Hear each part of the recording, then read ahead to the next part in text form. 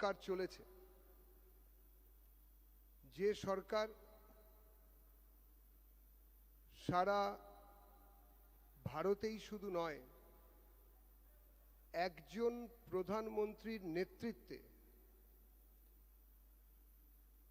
Record সংখ্যক দিবস যে সরকার চলছে এবং সমস্ত রেকর্ডকে ভেঙে এই মুহূর্তে প্রধানমন্ত্রী হিসেবে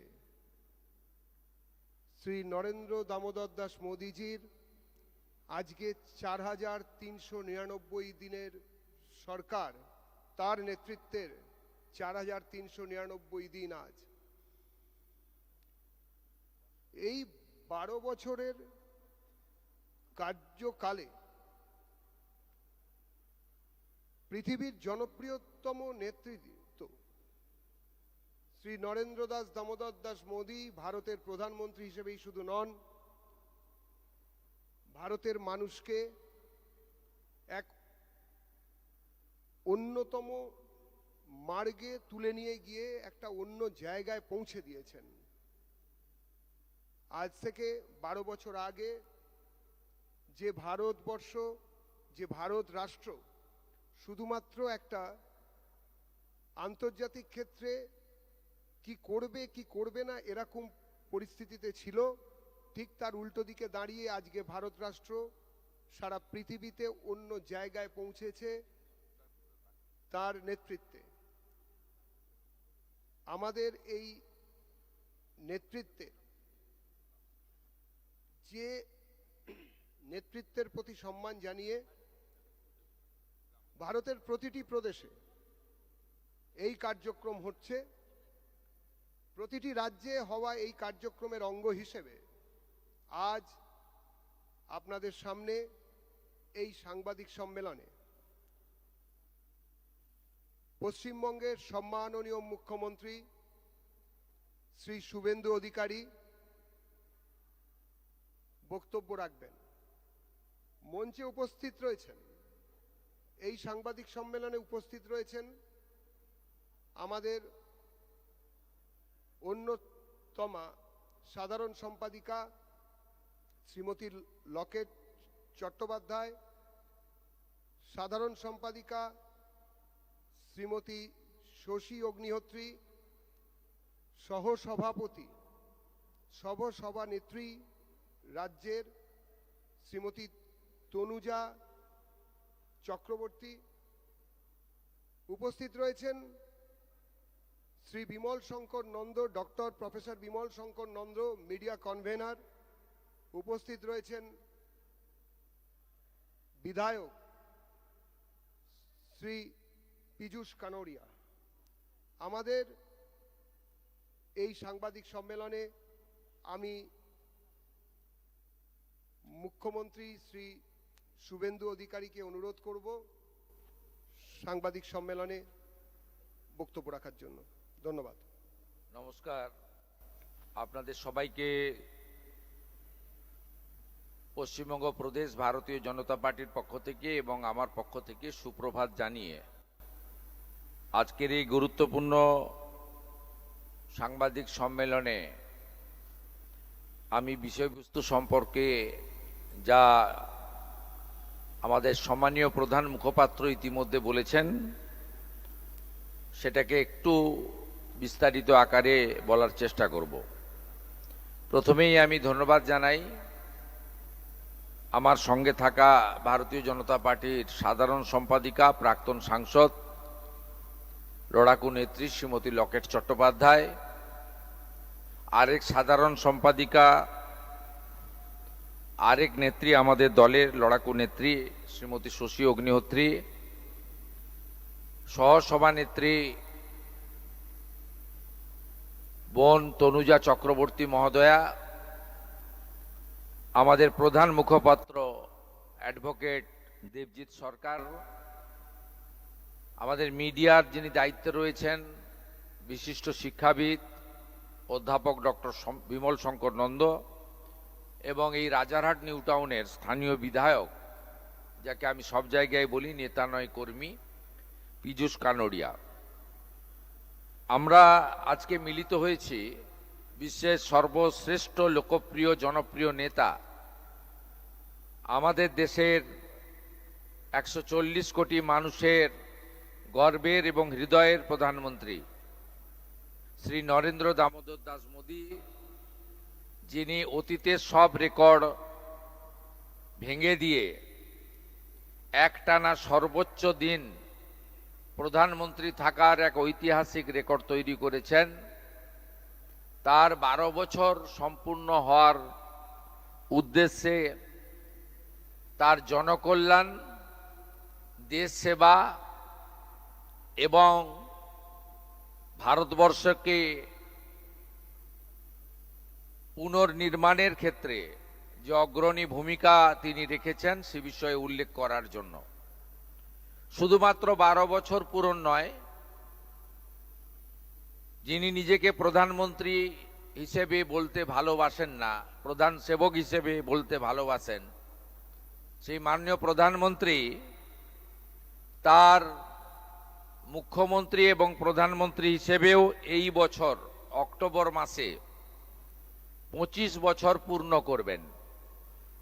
স্বাভাবিকভাবে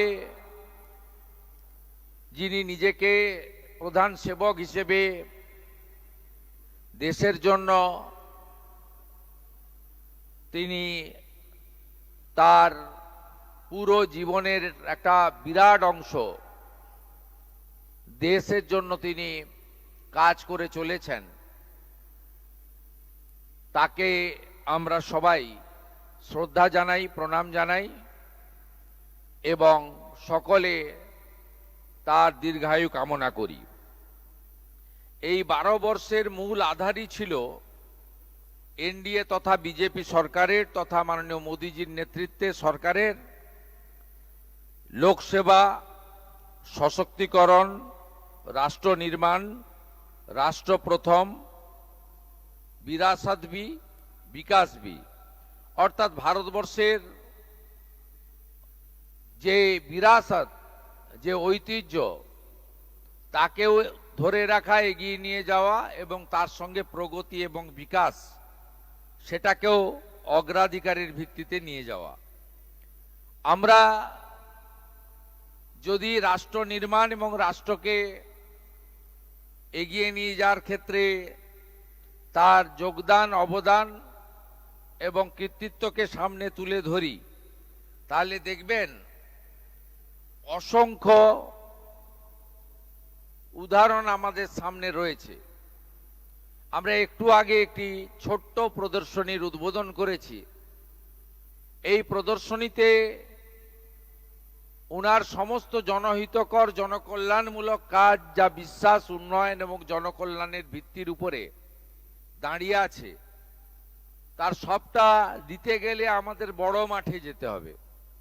তার মধ্যেও যে উল্লেখযোগ্য বিষয়গুলো তিনি ভারতবর্ষে করেছেন, সেটা পরিকাঠামোগত উন্নয়নে হতে পারে, জাতীয় সড়ক নির্মাণে হতে পারে, রেলপথ সম্প্রসারণে হতে পারে, নতুন বিমানবন্দর নির্মাণে হতে পারে, আধুনিক মানের শিক্ষা প্রতিষ্ঠান আইআইটি, আইআইএম ইত্যাদি নির্মাণে হতে পারে, অথবা এইমসের মতো অসংখ্য হসপিটাল এবং জেলায় জেলায় মেডিকেল কলেজ নির্মাণের মতো হতে পারে। এগুলো তো অসংখ্য অসংখ্য উদাহরণ আছে। এর বাইরেও পণ্ডিত দীনদয়াল উপাধ্যায়ের যে একাত্ম মানববাদ, তাকে প্রকৃতপক্ষে কার্যকর করার কাজ মাননীয় প্রধানমন্ত্রী করেছেন। তার সময়কালে বিশেষ করে নারী শক্তি বন্ধন, লাখপতি দিদি থেকে শুরু করে তার যে মূল 5টি উন্নয়নমূলক কাজ তিনি করেছিলেন, তার মধ্যে স্বচ্ছ ভারতের আওতায় দেশব্যাপী 14 কোটি শৌচালয় নির্মাণ, যা আমাদের মা বোন দিদিদের লজ্জা নিবারণের ক্ষেত্রে একটি উল্লেখযোগ্য মাইলস্টোন। দ্বিতীয় কর্মসূচিতে তিনি প্রধানমন্ত্রী আবাস যোজনা যা আজকে 5 কোটি ছুঁই ছুঁই, সেই প্রধানমন্ত্রী আবাস যোজনার বাড়ির মালিক তিনি আমাদের মা বোন দিদিদের করেছেন। অর্থাৎ সরকার বা পঞ্চায়েতের সঙ্গে আবাস যোজনার এগ্রিমেন্ট ওই বাড়ির যিনি সিনিয়র মহিলা তার সঙ্গে হয়েছে, এটাও একটা উল্লেখযোগ্য দিক। এর বাইরেও 82 কোটি মানুষকে প্রধানমন্ত্রী অন্ন সুরক্ষা যোজনার মধ্য দিয়ে তাদের প্রত্যেক মাসে ফ্রি রেশন দেওয়া, এটাও একটা উল্লেখযোগ্য দিক, আপনারা জানেন। এর সাথে জল জীবন মিশনের নলে জল, পরিশ্রুত পানীয় জল এবং পিএম কিষাণ সম্মান নিধি, প্রধানমন্ত্রী সূর্য ঘর, অসংখ্য এই ধরনের উদাহরণ রয়েছে। সেক্ষেত্রে আমাদের একাত্ম মানববাদের সঠিক প্রয়োগ এবং নারী শক্তিকে তাদের যে প্রয়োজনীয়, যারা মূলত সংসার পরিচালনা করেন, তাদের যে মূল সুবিধাগুলি তিনি এই তার বিশ্বাস, উন্নয়ন এবং জনকল্যাণের 12 বছরে তিনি পৌঁছে দেওয়ার চেষ্টা করেছেন। আমরা শুধু তাই নয়, আমাদের মহিলাদের 1/3 লোকসভা বিধানসভায় সংরক্ষণ দেওয়ার ক্ষেত্রে বলুন, অথবা নারী নিরাপত্তার ক্ষেত্রে একাধিক আইন এবং উদ্যোগ গ্রহণ করার মধ্য দিয়ে মাননীয় প্রধানমন্ত্রী ভারত মাতাকে আরো সুরক্ষিত করেছেন, এগিয়ে নিয়ে গেছেন। আমাদের মাননীয় প্রধানমন্ত্রীর সময়ে পরিকাঠামোগত উন্নয়ন, প্রধানমন্ত্রী গ্রাম সড়ক যোজনা, এই সময়কালে 4 লাখ কিলোমিটার পাকা রাস্তা তৈরি হয়েছে। অন্নদাতা কৃষকরা, তাদের জন্য পিএম কিষাণ সম্মান নিধি শুধু নয়, একাধিক কর্মসূচি এই সময়ে দেখা গেছে।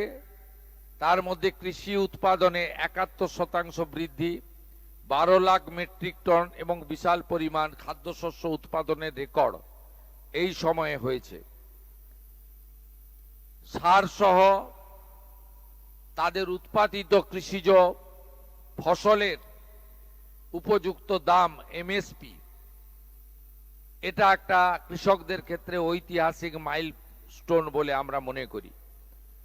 দুগ্ধ উৎপাদনকারী সবচেয়ে বৃহৎ দেশ হিসেবে ভারতবর্ষকে তিনি সামনে এনেছেন। এই সময়কালে 61.8% দুগ্ধ উৎপাদন বৃদ্ধি পেয়েছে, যা সর্বমোট 247 মিলিয়ন টনেরও বেশি হয়ে গেছে এই সময়কালে। প্রধানমন্ত্রী কৃষি সিঁচাই যোজনা, এইটার মধ্য দিয়ে যে এলাকাতে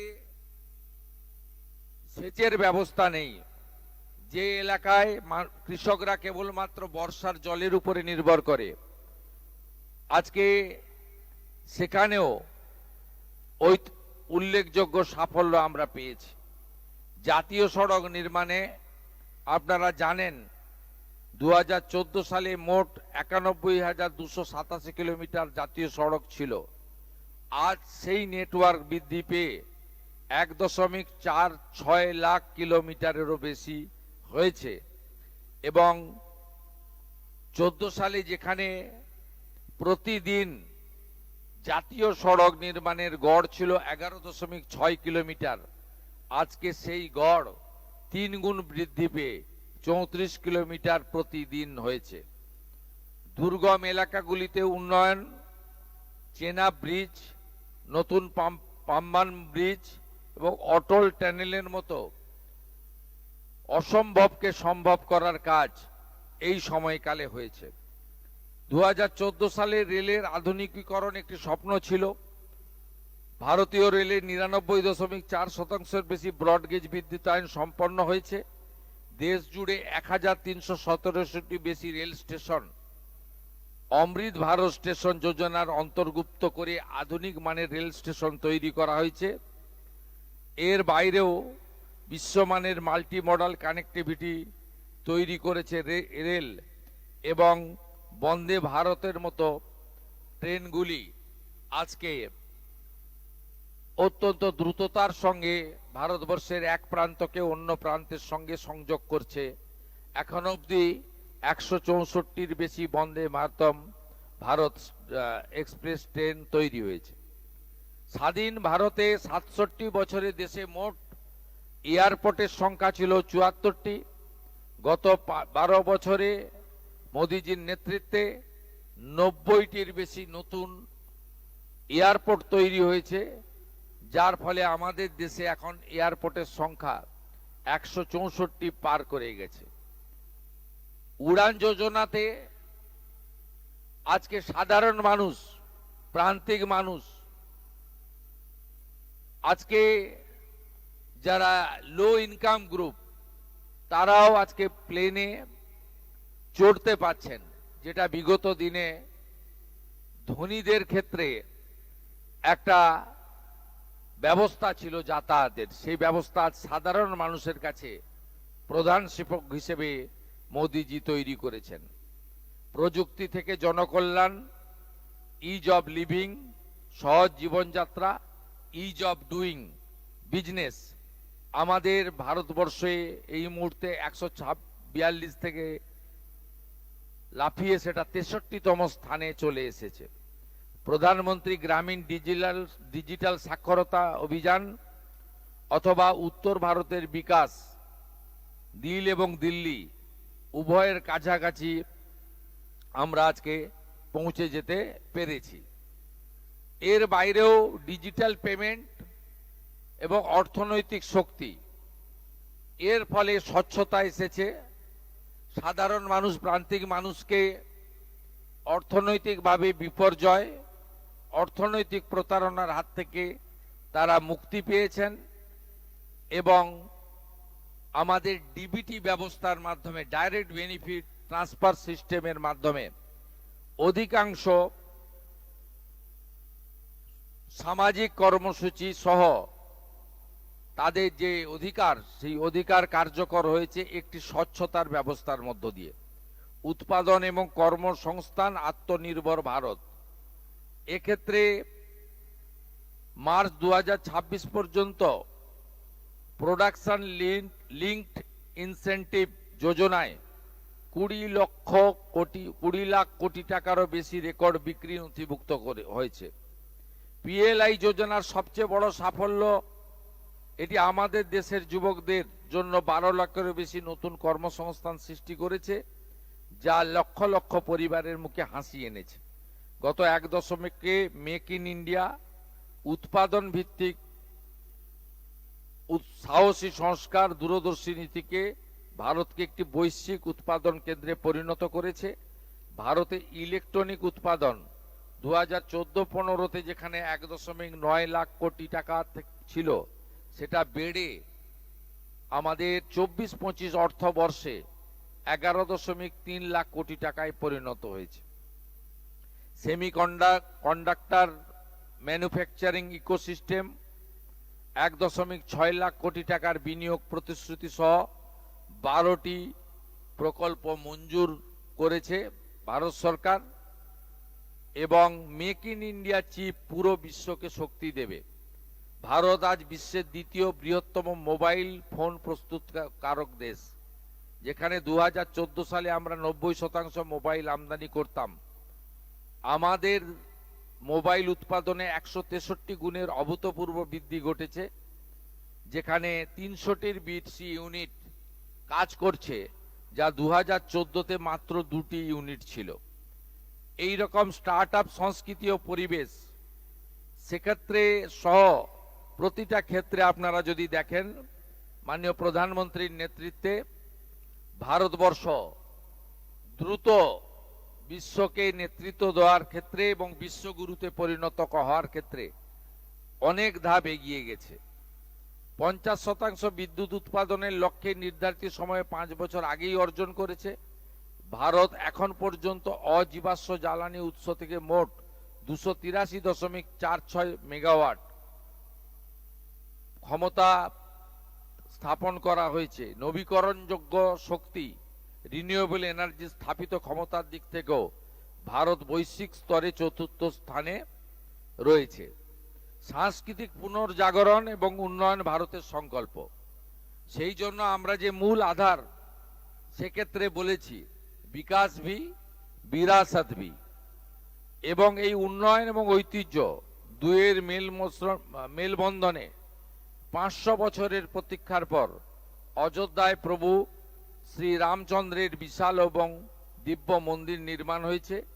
কাশী বিশ্বনাথ মন্দির করিডর, উজ্জয়িনীতে শ্রী মহাকাল লোকের নির্মাণ, কেদারনাথ ধামের গৌরবময় পুনর্নির্মাণ কোটি কোটি ভারতীয় আস্থার সম্মান বাড়িয়েছে। এই বছরে আমাদের বুদ্ধ সার্কিট এবং রাম সার্কিটের সুপরিকল্পিত উন্নয়ন করা হয়েছে এবং প্রসাদ যোজনার অধীন 1700 কোটি টাকারও বেশি ব্যয় করে তীর্থক্ষেত্রগুলির খোলনলচে বদলে দেওয়া হয়েছে। 2014 থেকে শুরু হওয়া এই উন্নয়ন ও বিশ্বাসের যাত্রা আর থামার নয়। 12 বছর আমাদের এই সেবা ও সুশাসন দেশের প্রতিটি দরিদ্র, কৃষক, যুব, নারীর জীবনে এক অভূতপূর্ব পরিবর্তন এনেছে। এখন বিকশিত ভারতের সংকল্পে সাথে জনকল্যাণ ও ক্ষমতায়নের ধারা অবিরাম বয়ে চলেছে। আসুন আমরা সবাই মাননীয় প্রধানমন্ত্রী, বিশ্বের সর্বশ্রেষ্ঠ জনপ্রিয় নেতা শ্রী নরেন্দ্র মোদীজির নেতৃত্বে একজোট হয়ে একটি শক্তিশালী, সমৃদ্ধ, উন্নত ভারত গঠনের আমাদের যোগদান এবং অবদান রাখি। 140 কোটি দেশবাসীর বিশ্বাসের জয়।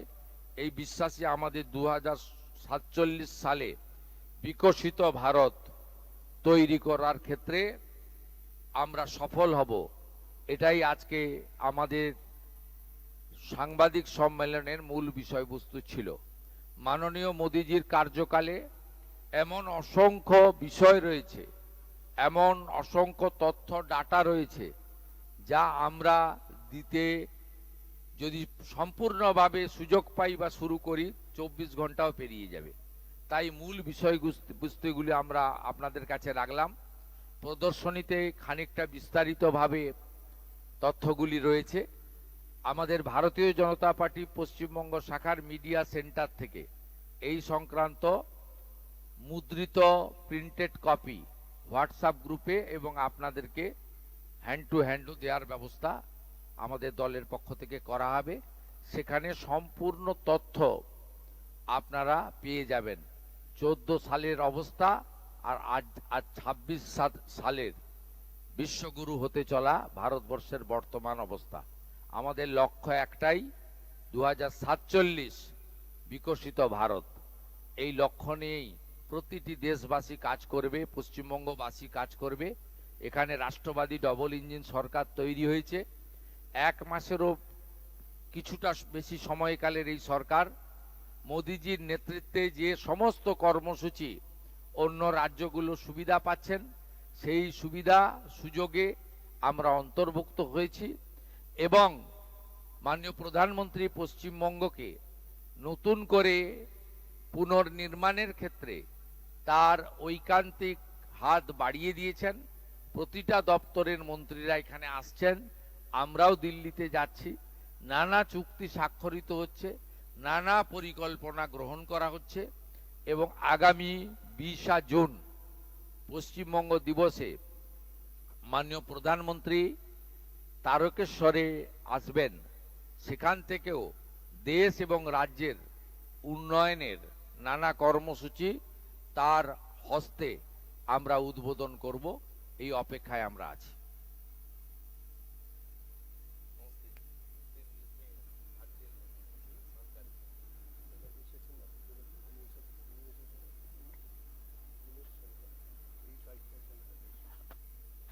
ये प्रेस कॉन्फ्रेंस जब चल रहा था तब हमारी बीच हमारी नेशनल जो टीम बना है, ये 12 साल का कार्यक्रम को लेकर उनका जो पश्चिम बंगाल और दूसरा प्रदेश में जो प्रभारी है हमारी विनोद सोनकर जी, मैं पश्चिम बंगाल प्रदेश बीजेपी की ओर से और मेरे ओर से तहे दिल से उनको आभार प्रकट करता हूँ।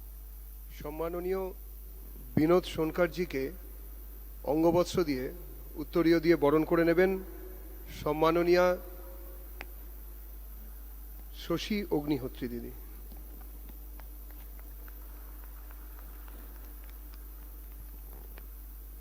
ধন্যবাদ।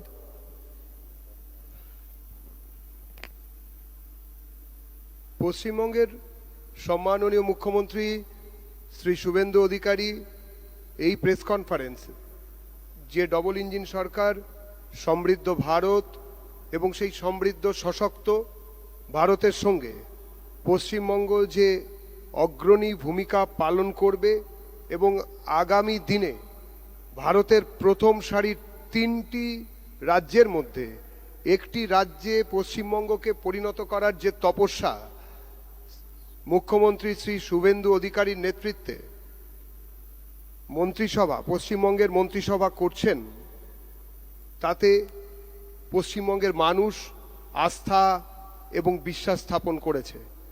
ভারতের উন্নয়নের গতির সঙ্গে পশ্চিমবঙ্গের উন্নয়নকে একই রাস্তায় চালিয়ে নিয়ে যাওয়ার জন্য, একই গতিতে সংযোগ করার জন্য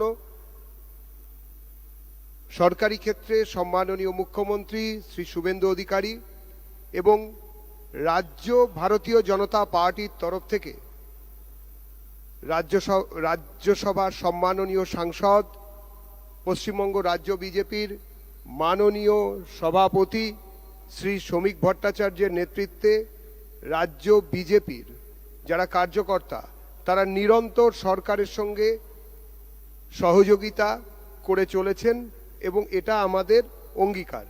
আমরা এখন কিছু প্রশ্ন আমাদের সাংবাদিক বন্ধুদের কাছ থেকে নেব। আমি এখান থেকে নাম ঘোষণা করার পরে যে আমাদের ভলান্টিয়াররা আছেন তারা মাইক্রোফোন নিয়ে যাবেন। Rohit Khanna, Times of India, দয়া করে হাত তুলবেন পেছনে।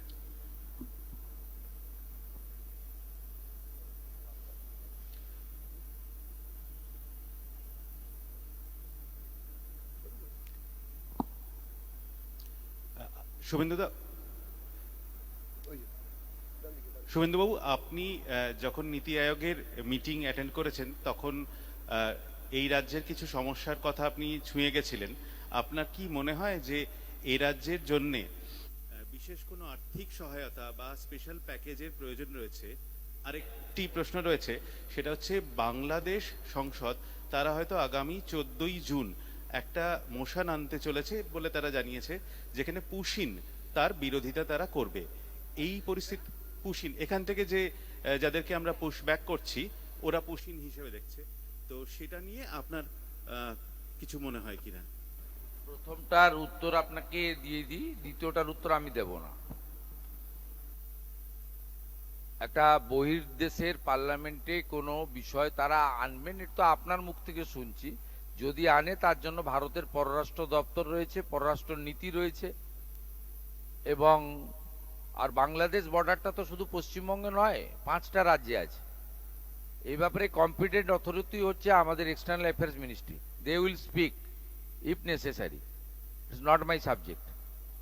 আর প্রথমত আপনি যে বিষয়টা রেখেছেন সেটা হলো স্পেশাল প্যাকেজ। স্পেশাল প্যাকেজের মানেটা কি আমি জানি না, কিন্তু ভারত সরকারের যে সমস্ত উন্নয়নমূলক স্কিম প্রত্যেকটা দপ্তরে, তার বিরোধিতা করা, অংশগ্রহণ না করা এবং পশ্চিমবাংলার 11 কোটি জনগণকে তার সুযোগ এবং সুবিধা না পাইয়ে দেওয়ার কাজটা বিগত সরকার করে গেছেন। আর আপনি যদি বলেন জনকল্যাণে মাননীয় প্রধানমন্ত্রী যুক্তরাষ্ট্রীয় কাঠামোতে তার ভূমিকা কি ছিল, তাহলে ইউপিএ 1 এবং ইউপিএ 2, যে ইউপিএ 2তে মাননীয় প্রাক্তন মুখ্যমন্ত্রী তিনি নিজেও 3 বছর মন্ত্রী ছিলেন, তার দল সেখানে যুক্ত ছিল।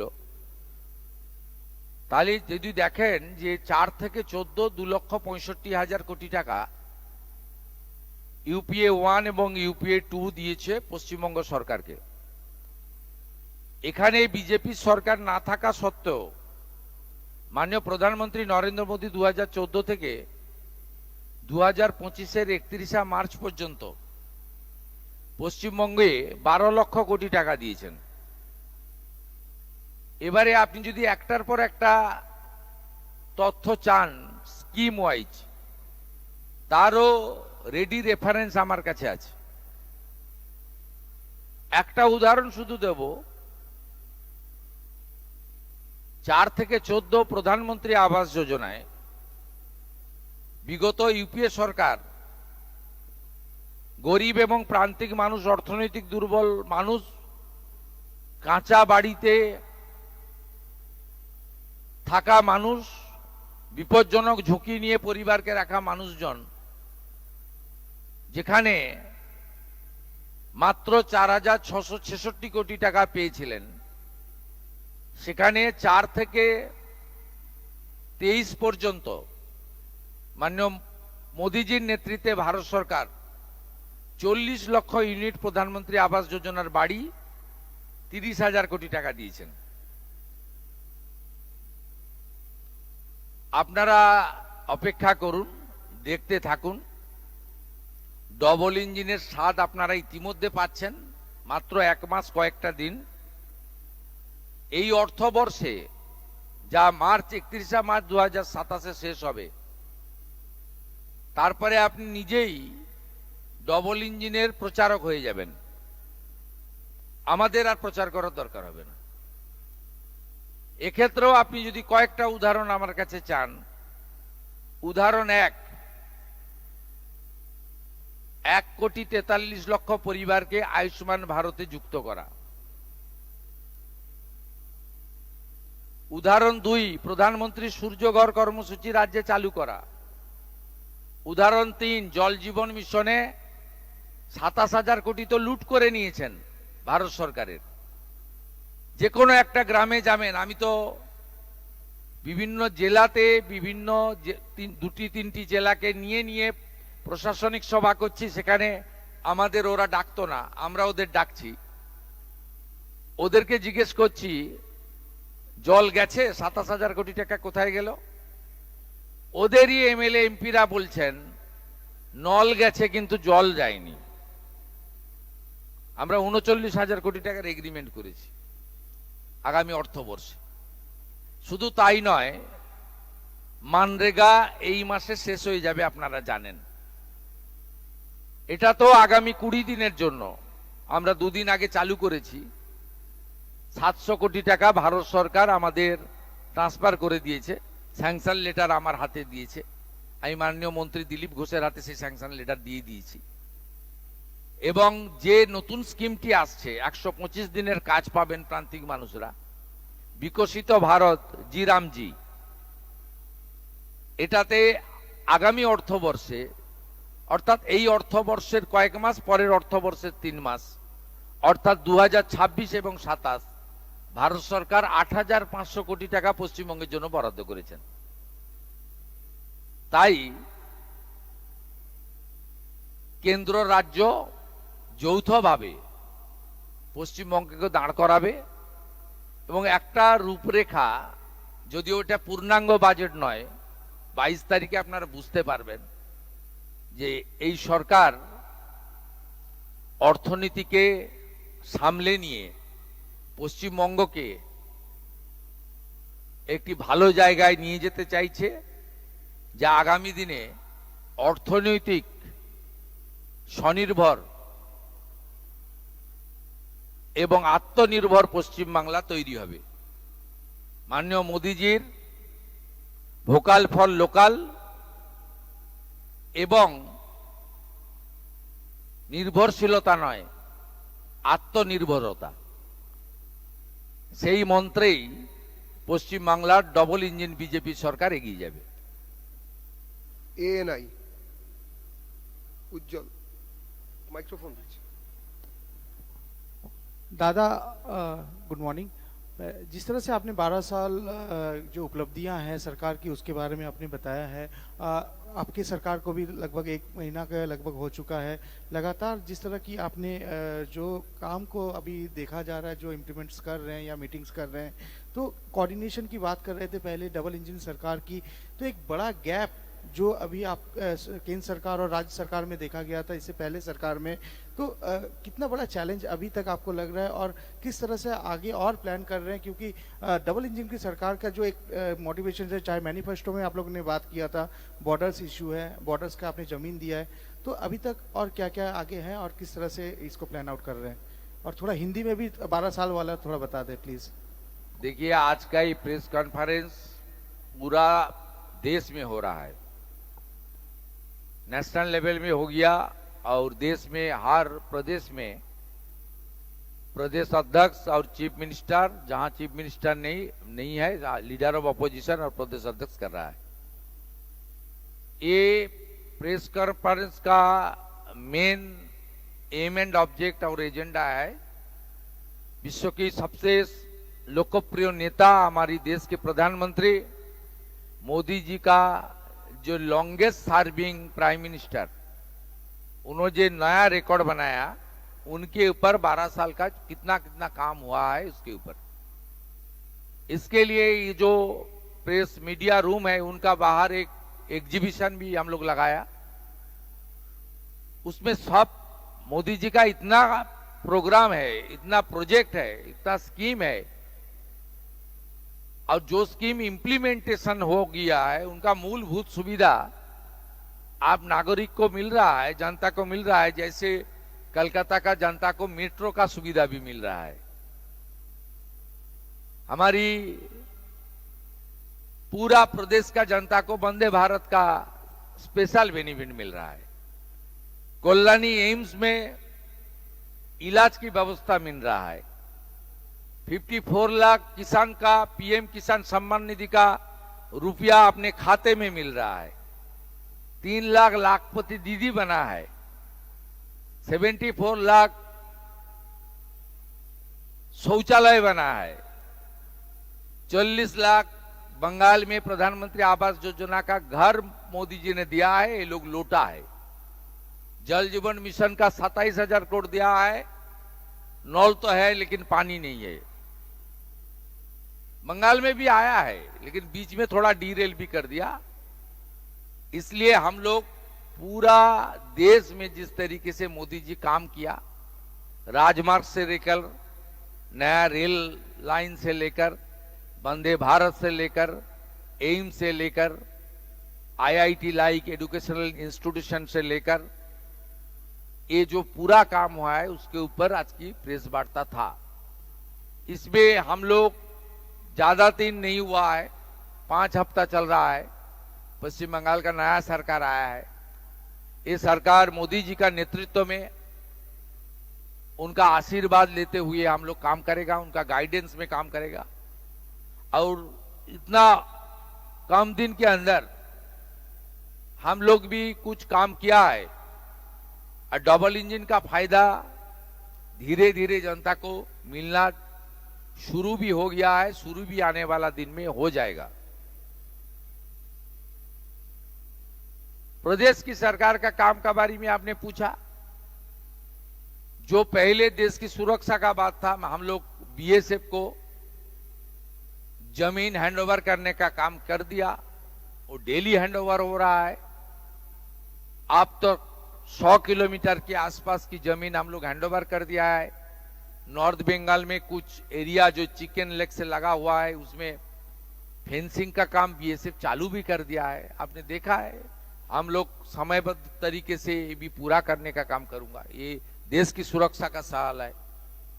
दूसरा, भारतीय न्याय संहिता बंगाल में चालू नहीं था, वो लोग चालू कर दिया। हम लोग सेंसस का काम बंद पड़ा हुआ था, इसमें कोई राजनीति नहीं है देश का। ये तो सेंसस का काम कॉन्स्टिट्यूशनली सरकार को करना चाहिए, लेकिन 16 मई 2025 देश की गृह मंत्री जी ने लेटर भेजा एक सीएम को, उन्होंने कुछ नहीं किया। 1 साल बाद हम लोग का सरकार, बीजेपी का सरकार ये काम टेकअप किया।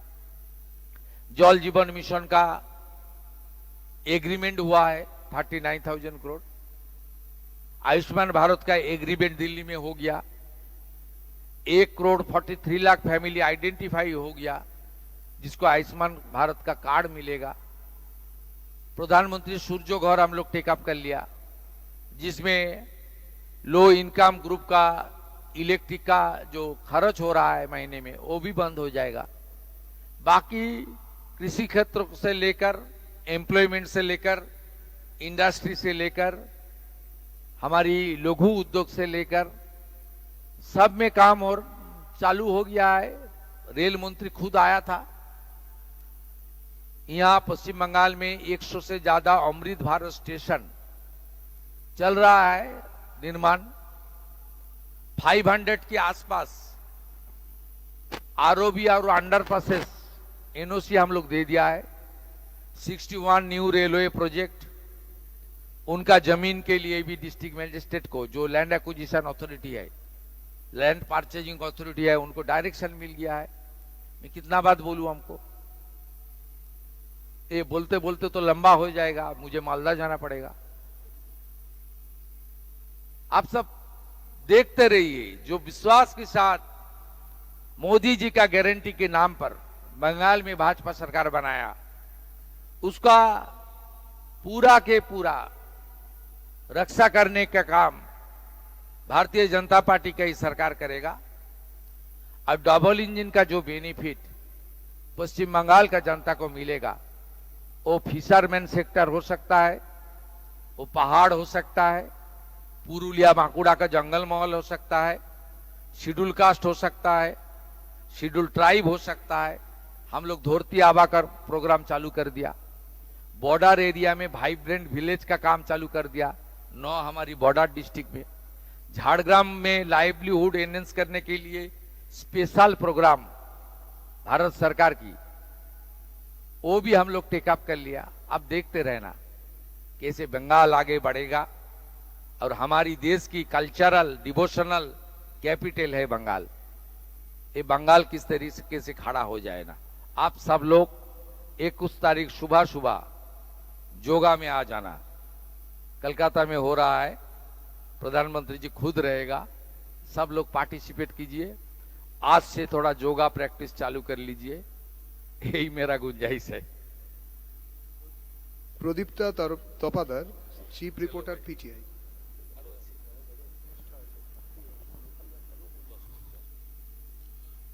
Good morning good morning sir. আমার প্রশ্নটা হচ্ছে কি, কিছুদিন আগে BJP state president population control এবং ফ্যামিলি প্ল্যানিং এর বিষয়ে কিছু কথা বলেন। তো আপনার সরকার বা আপনাদের বিজেপি সরকার কি পশ্চিমবঙ্গে ফ্যামিলি প্ল্যানিং বা চাইল্ড কন্ট্রোলের কোনো পলিসি বা কোনো নতুন নিয়ম আনছেন বা পরিকল্পনা আছে? সরকারটা ভারতীয় জনতা পার্টি পরিচালিত এবং প্রদেশ সভাপতি শুধুমাত্র একজন রাজনৈতিক ব্যক্তি নন, একজন প্রাজ্ঞ বিচক্ষণ এই রাজ্যের নেতা। তিনি কয়েক দশক ধরে এই বিচারধারা এবং আদর্শকে প্রতিষ্ঠা করার লড়াই করছেন। উনি যে ধরনের পরামর্শ দিয়েছেন বা দেবেন, সে বিষয়ে ভারতীয় জনতা পার্টি পরিচালিত বর্তমান সরকার যত্নবান থাকবে এবং এই বিষয়ে বিস্তারিত আলোচনা নিশ্চয়ই তার সঙ্গে আমি করব। এই বিষয়ে এখনো বিস্তারিত আলোচনা হয়নি, তাই এক্ষুনি প্রাথমিকভাবে এই বিষয়ে আমি কিছু বলবো না। কিন্তু অনেক বিষয় তার পরামর্শ সরকার নিচ্ছে। অনেক কর্মসূচিতে তিনি রাজ্যসভার সাংসদ হিসেবে উপস্থিত থাকছেন এবং যেটা মুখ্যমন্ত্রীকে বলে ছিল, সেই নাম পরিবর্তনের ক্ষেত্রে আমরা মাননীয় রাজ্যসভার সাংসদ, এই রাজ্যের অত্যন্ত বিচক্ষণ বাগ্মী একজন নেতা শ্রমিক ভট্টাচার্য মহোদয়কে দায়িত্ব দিয়েছিলাম নাম চুজ করার জন্য। সেই নাম তিনি সিলেকশন করে দিয়েছেন, যেটা আমাদের চলছে। উনার বিভিন্ন পরামর্শ গাইডেন্স নিয়ে বর্তমান সরকার চলবে এবং মুখ্যমন্ত্রী আর মাননীয় রাজ্যসভার সাংসদ বিজেপি প্রদেশ সভাপতির মধ্যে আমরা কথাবার্তা বলে আমাদের সংবিধান সর্বোপরি, সংবিধানকে হাতে ছুঁয়ে আমরা শপথ নিয়েছি এবং আমরা দুজনেই সংবিধানের প্রতি আমাদের যে আনুগত্য, প্রশ্নাতীত আস্থা রয়েছে। সংবিধান এবং আইনের মধ্যে যে সুযোগগুলো রয়েছে, পশ্চিমবঙ্গের স্বার্থে সর্বোপরি রাষ্ট্র প্রথম, দেশের স্বার্থে আমরা সেই কর্মসূচিগুলোই নেব। মৌমিতা চক্রবর্তী, জি24 ঘন্টা। নমস্কার। আইন শৃঙ্খলা ব্যবস্থার অবনতি আমরা গত সরকারের আমলে এটা হামেশাই দেখেছি। আইন শৃঙ্খলা নেমেছে আর কর্মসংস্থান সেটাও নেমেছিল। এই দুটো ক্ষেত্রে যারা নির্দিষ্ট ক্যাটাগরি, ধর্মকে সামনে রেখে যারা আইন শৃঙ্খলা ভাঙবেন, তাদেরকে কোনো আলাদা করে বার্তা দেবেন কিনা বা তাদের বিরুদ্ধে কোনো ব্যবস্থা নেবেন কিনা, এক। দুই, রাজ্যের শিল্প বিনিয়োগ, কর্মসংস্থানের ক্ষেত্রে যদি কিছু বলেন। আবারও বলি, এটি রাজ্য সরকারের কাজ সংক্রান্ত সাংবাদিক সম্মেলন নয়। তা আপনারা ইন্টারেস্টেড এই বিষয়ে প্রশ্ন করেছেন, আমি কিছু উত্তর দেব, কিছু উত্তর স্কিপ করতে হবে। আমি আপনাকে প্রথমত বলি, এই আইন শৃঙ্খলা মানে ওই ধুলিয়ান, শামশেরগঞ্জ, মোথাবাড়ি, বেলডাঙ্গা মডেলের কথা বলছেন সম্ভবত। এরা প্রথমে একটু ভাতটা টিপে হাঁড়িতে যেমন আমাদের মা দিদিরা রান্না করলে দেখে না সিদ্ধ হয়েছে কিনা, একটু দেখেছিল আসানসোলে একটা ফাঁড়িতে হামলা করে আর পার্ক সার্কাসে কিছু পুলিশকে ঢিল মেরে। আমার মনে হয় তারপর থেকে আর কিছু দেখতে পাচ্ছেন না আপনারা, না পাবেনও না, বিশ্বাস রাখুন। আর যদি করে, আমার থেকে কোনো খারাপ মুখ্যমন্ত্রী ওরা দেখতে পাবে না। ঈশানদেব চ্যাটার্জি, আনন্দবাজার অনলাইন।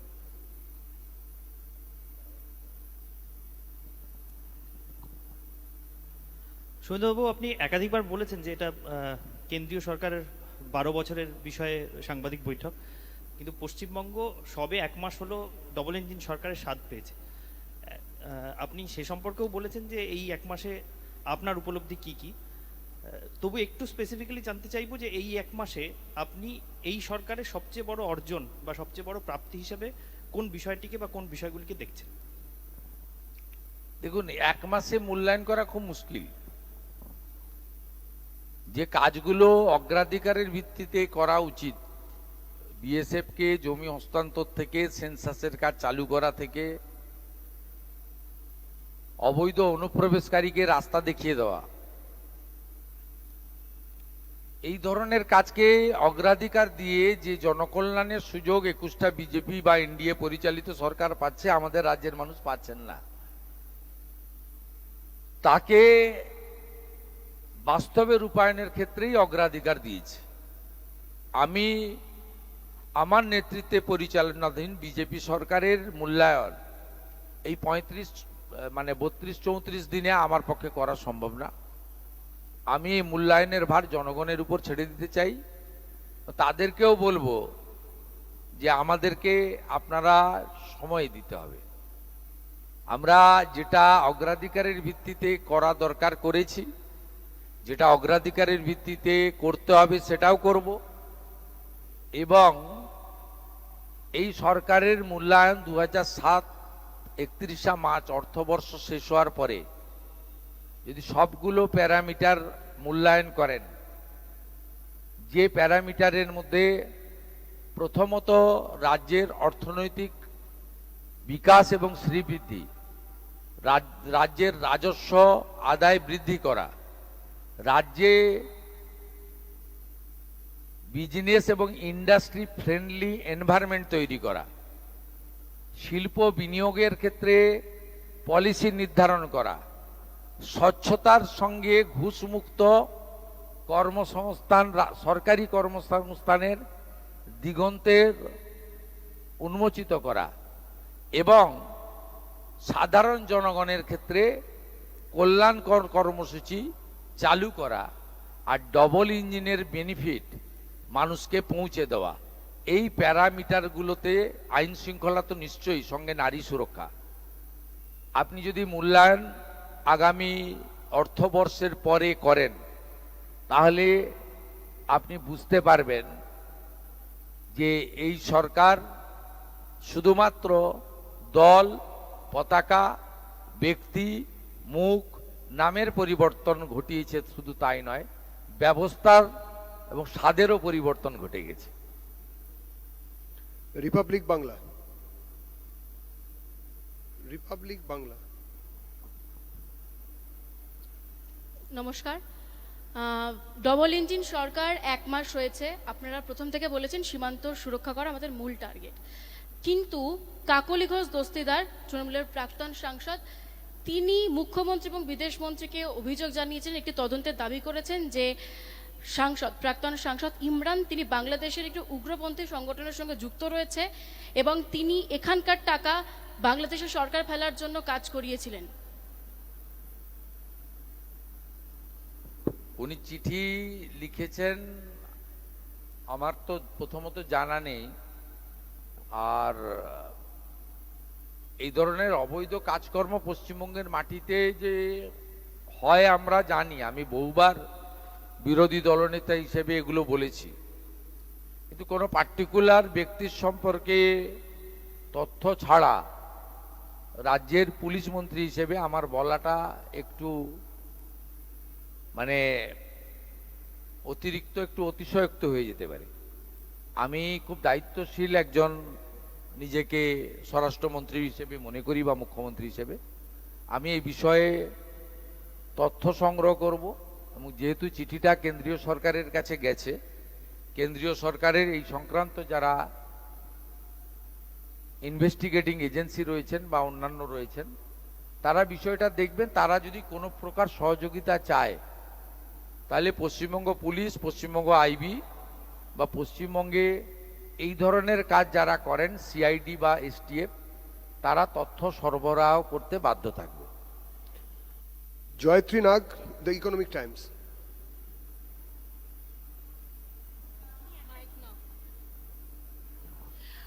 আমাদের স্টেটে ল্যান্ড অ্যাকুইজিশন একটা মেজর প্রবলেম ছিল বিগত সরকারের ক্ষেত্রে এবং বাধা দেওয়া হতো, যে কারণে অনেকটা কারণে ইন্ডাস্ট্রি আসেনি। তো আমাদের নতুন গভর্নমেন্টের ক্ষেত্রে আপনি নতুন ল্যান্ড পলিসির ব্যাপারে কি ভাবছেন এবং পরিকল্পনা আছে? প্রথম কথা হচ্ছে ল্যান্ড অ্যাকুইজিশন বা ল্যান্ড পারচেজ, এটা তো ভারতবর্ষে আইন আছে, 1894 সালের আইন।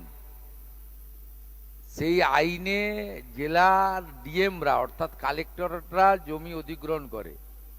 তাহলে এই যে বিএসএফকে আমরা জমি দিচ্ছি, এই জমি সবটা তো সরকারের হাতে নেই, জনগণ তো দিচ্ছেন, তারা দেশকে ভালোবাসেন, তাদের কাছে পারচেজ করে নিচ্ছে পশ্চিমবঙ্গ সরকার, হ্যান্ড ওভার করে দিচ্ছে ভারত সরকারকে। জমি কেনার জন্য প্রয়োজনীয় অর্থ ভারত সরকার দিচ্ছে। অর্থাৎ কর্মসংস্থানমুখী, শিল্প বান্ধব এবং এলাকার পরিকাঠামোগত উন্নয়ন হবে, রাজ্যের রাজস্ব বৃদ্ধি পাবে এবং যে শিল্পকে দেখে প্রচুর অনুসারী শিল্প আসবে। এই ধরনের কোনো উদ্যোগ নিলে আমার মনে হয় পশ্চিমবঙ্গের জনগণ এগিয়ে আসবে। তার জন্য সিপিএম এর মতো সিঙ্গুর বা নন্দীগ্রামের মতো গুলি চালনা করতে হবে না, কারো মাথায় লাঠি মারতে হবে না, অথবা মমতা ব্যানার্জির মতো সব তালা চাবি লাগিয়ে রাখতে হবে না। এই দুটোই কিন্তু মানুষ বিরোধী। 14ই মার্চ 2007 গুলি চালানোরও মানুষ ঘৃণা করে, বিরোধিতা করে। আর মমতা ব্যানার্জি যেভাবে শিল্পপতিদেরকে বলে দিয়েছিলেন যে চলে যান, নিজেরা বুঝে নিন, আমি এসব পারবো না, এটারও বিরোধী। এই সরকারের এই অল্প সময়কালে হসপিটাল নির্মাণ, রেলপথ সম্প্রসারণ, জাতীয় সড়ক সম্প্রসারণ, বিএসএফকে জমি দেওয়া অথবা নতুন কোনো সরকারি পরিকাঠামোগত কাজ করার ক্ষেত্রে আমি নিজে দেখছি পশ্চিমবাংলার জনগণ এগিয়েছে। নির্ধারিত মূল্যে জমি নিজেরাই দিয়ে যাচ্ছেন। তার জন্য কোথাও সিপিএম এর মতো পিঠে গুলিও করতে হচ্ছে না, আর মমতা ব্যানার্জির মতো লাল ফিতার বাঁধনে ফাইলগুলোকে আলমারির ভিতরে লুকিয়েও রাখতে হচ্ছে না। আপনার সদিচ্ছা আপনার মানুষের প্রতি ব্যবহার এবং গোপনীয়তা না রেখে মানুষের কাছে সবটা সামনে নিয়ে গেলে পশ্চিমবাংলার জনগণ বেকারত্বের হাত থেকে মুক্তি চায়। তারা বিজেপি শাসিত রাজ্যের উন্নয়ন দেখে, কারণ বাঙালির তার সবচেয়ে বেশি পর্যটন প্রিয় বাঙালি, তারাই পর্যটক, ভরিয়ে দেয় দুর্গাপূজার সময়, শীতের সময় এবং সামারের সময়ও চলে গেছে অনেক জায়গায় দেখবেন সিমলা, দেরাদুন, মুসৌরি ভর্তি বাঙালি। স্বাভাবিকভাবে তারা যখন অন্য রাজ্য থেকে ফিরে আসে আমাদের কাছে বলে যে কি দেখে এলাম, গুজরাট কি করে দিয়েছে, উত্তরাখণ্ড কি হয়ে গেছে, ইউপি কিভাবে দাঁড়িয়ে গেছে, পুনে নাগপুর কোথায় চলে গেছে, এই অল্প দিনে 2 বছরে উড়িষ্যা কি করে দিল, দুটো সিটি এক হয়ে গেছে আপনার ভুবনেশ্বর কটক, আর ভুবনেশ্বর পুরী এক হওয়ার পথে, আরবানাইজেশন, এত ছোট ইন্ডাস্ট্রি জাতীয় সড়কের দুপাশে। তা আপনাদের পশ্চিমবঙ্গে কিছু হচ্ছে না কেন, হলো না কেন? অতএব জমি কোনো সমস্যা নয়, নিশ্চিন্তে থাকুন। এবিপি আনন্দ।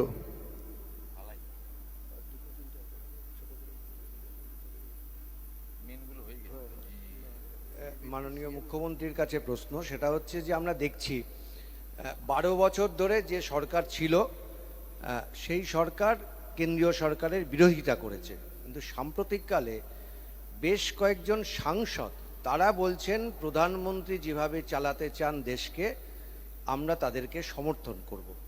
এই সংখ্যাটা 18-19, বাকি সংখ্যাটা এই মতে আসতে কতদিন সময় লাগবে বলে আপনি মনে করছেন? আমার জানা নেই এই ব্যাপারে কিছু, আমি কিচ্ছু বলতে পারবো না, আমার কাছে কোনো খবর নেই, সূচনা নেই। স্নেহময় চক্রবর্তী, দ্য টেলিগ্রাফ।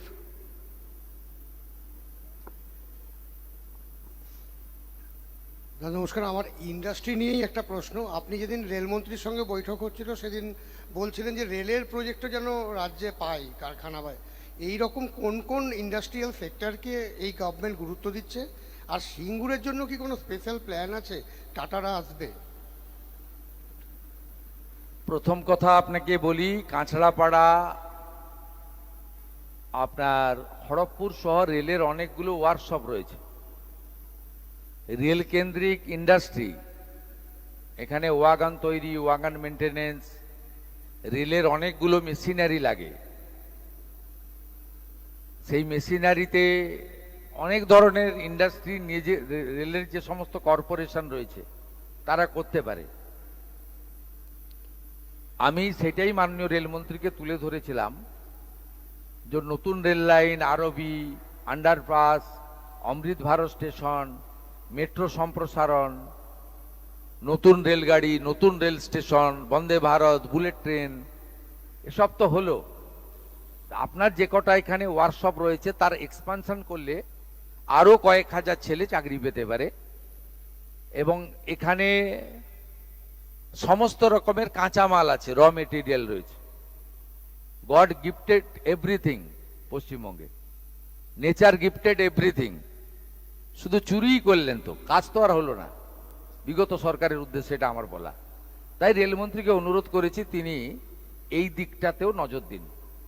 উনি যা বলেছেন আপনারা নিজেরা লাইভে দেখেছেন, মাননীয় রেলমন্ত্রী বলেছেন যে তিনি এই সংক্রান্ত বিষয়ে তার যে পশ্চিমবঙ্গ মিশন রয়েছে, উন্নয়নের মিশন, তাতে যুক্ত করবেন। এটা 1 নম্বর গেল। দ্বিতীয় নম্বর হচ্ছে স্পেসিফিক সিঙ্গুর এবং টাটা, এটা নিয়ে আমি এই মুহূর্তে আপনাদের বলবো না। প্রথমত বলি, টাটাকে এখানে আনবো আমরা, এবং সিঙ্গুরে যে জমি, সেই জমি সরকারের হাতে এখন নেই। বিগত সরকার তার মালিকানা ওখানকার কৃষকদের দিয়ে দিয়েছে, বা ওখানকার জমির মালিকদের দিয়ে দিয়েছে, যারা ওই জমিতে না সর্ষের চাষ করতে পারছেন, না আলু ফলাতে পারছেন, না ধান করতে পারছেন।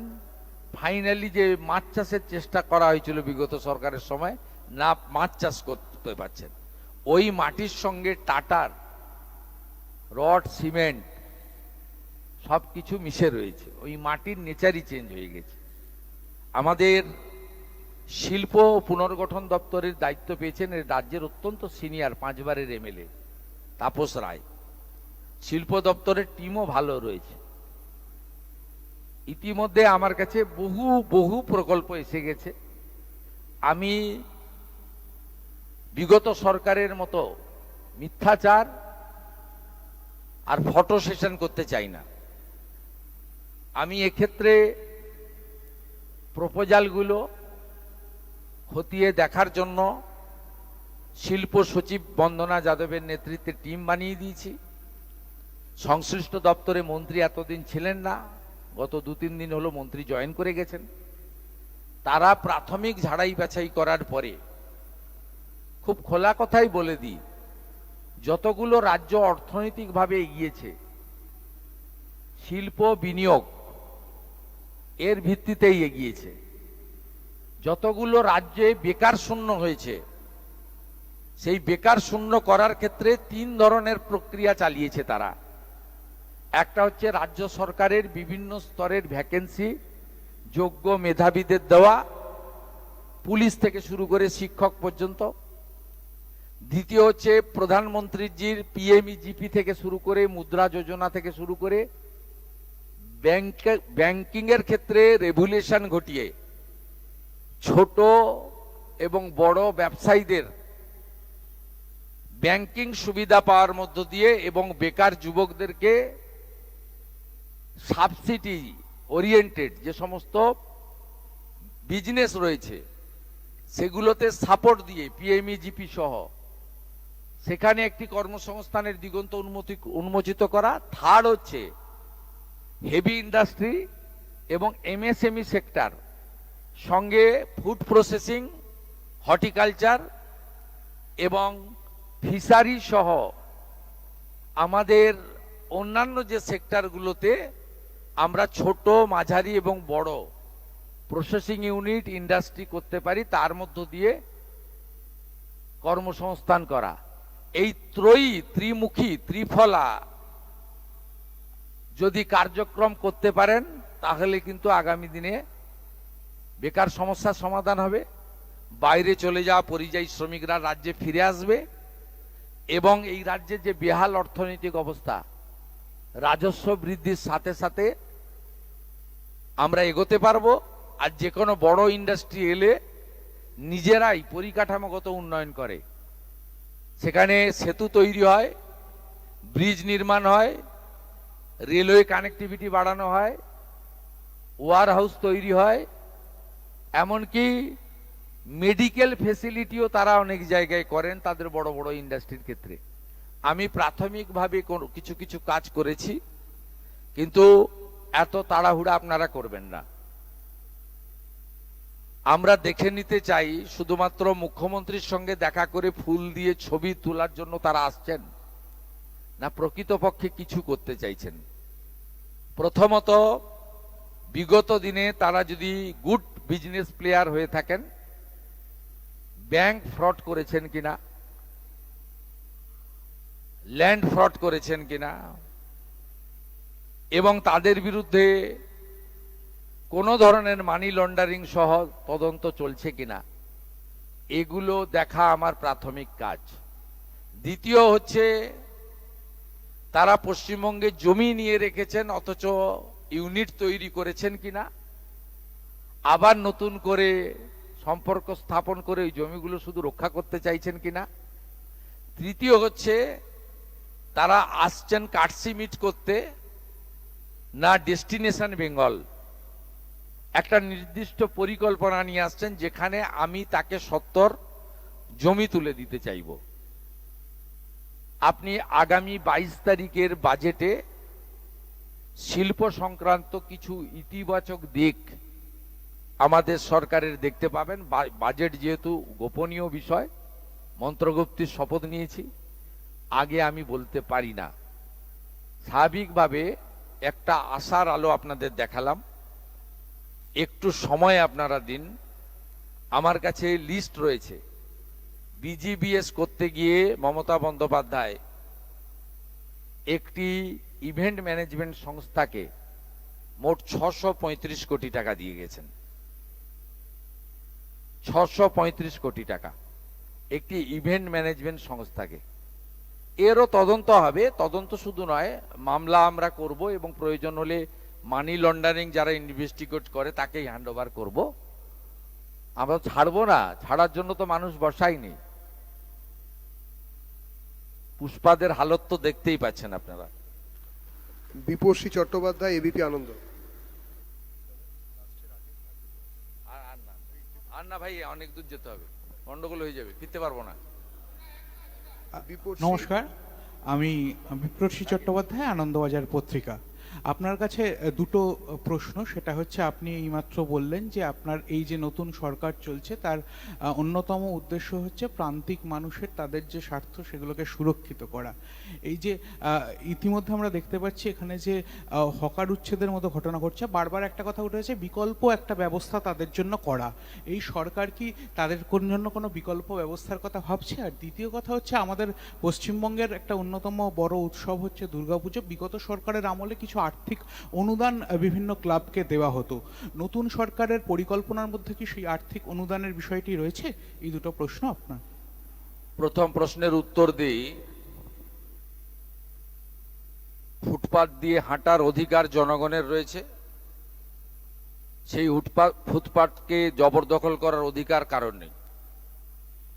যেখানে সরকারের ভ্যাকেট ল্যান্ড রয়েছে, যেখানে জনগণের প্রয়োজন নেই, সেখানে বৈধ অবৈধ যদি বসে থাকেন মানবিকভাবে দেখব। কলকাতার বড় বড় চওড়া রাস্তা, জনগণকে হাঁটার জন্য ফুটপাত, এটা কারো হাতে দেওয়ার অধিকার আমাকে কেউ দেয়নি। আমাকে পাবলিক ভোট দিয়ে জিতিয়েছে, বিজেপি এবং এমএলএরা আমাকে মুখ্যমন্ত্রী বানিয়েছে। আমি জনগণের প্রতি দায়বদ্ধ। আপনার জনগণের স্বার্থ যেখানে যুক্ত রয়েছে, সেই স্বার্থ সর্বাধিক অগ্রাধিকার পাবে। মুষ্টিমেয় কোনো ব্যক্তি বা গোষ্ঠী তার স্বার্থ আমার কাছে অগ্রাধিকার পাবে না। আমরা মানবিক, যেখানে অচল মার্কেট রয়েছে, উদ্বৃত্ত জায়গা রয়েছে, প্রাথমিকভাবে আপনারা সরে যান। ইউডিএমএ ডিপার্টমেন্ট আস্তে আস্তে আপনাদের জন্য সরকারি স্কিম নিয়ে আসবে।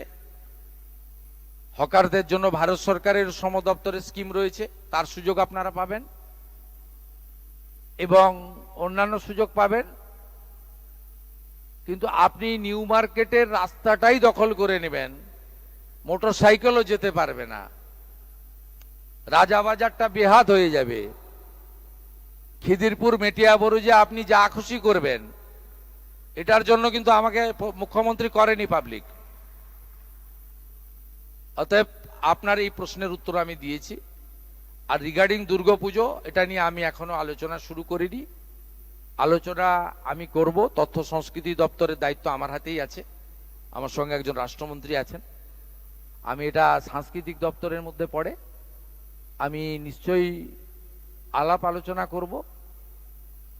আমি একটা কথা শুধু বলবো, ওই সামান্য সরকারি অর্থ যাদের প্রয়োজন নেই, আমার মনে হয় তাদের দেওয়ারও দরকার নেই। আর যারা এই অর্থের জন্য পুজো করতে পারেন না বা পারবেন না, তাদের পাশেই সরকার থাকবে। পুজো হবে, আরো বেশি সংখ্যায় হবে। ধন্যবাদ সবাইকে। আজকের মতন সাংবাদিক সম্মেলন এখানেই শেষ হচ্ছে।